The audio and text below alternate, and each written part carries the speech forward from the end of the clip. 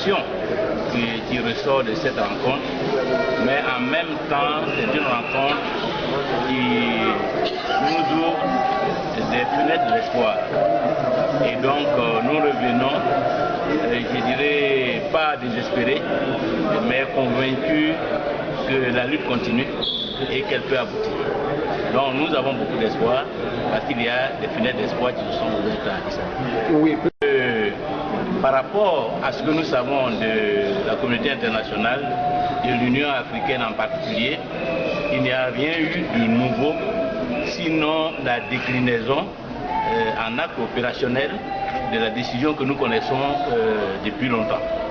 Par contre, comme je l'ai indiqué, les fenêtres d'espoir résident en ce que l'Union africaine a reconnu qu'en dernière instance, il appartiendra aux Ivoiriens, aux institutions ivoiriennes de décider du sort de l'élection présidentielle. Et donc nous ramène ici en Côte d'Ivoire. Ils envisagent de dépêcher ici un haut représentant pour engager sous l'auspice de l'Union africaine donc des négociations entre les acteurs autour de la plateforme qu'ils ont déclinée à Addis Abeba. Mais en plus, ils confient en quelque sorte le sort de celui qu'ils considèrent comme élu. Il confie son sort au Conseil constitutionnel.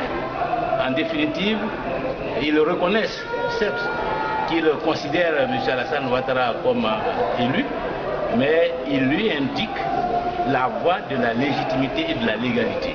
Cette voie passe par le Conseil constitutionnel.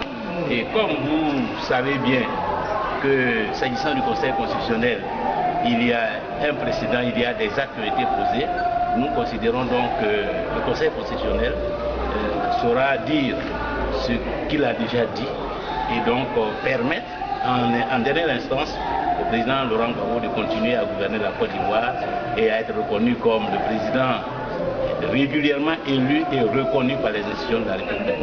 Voilà.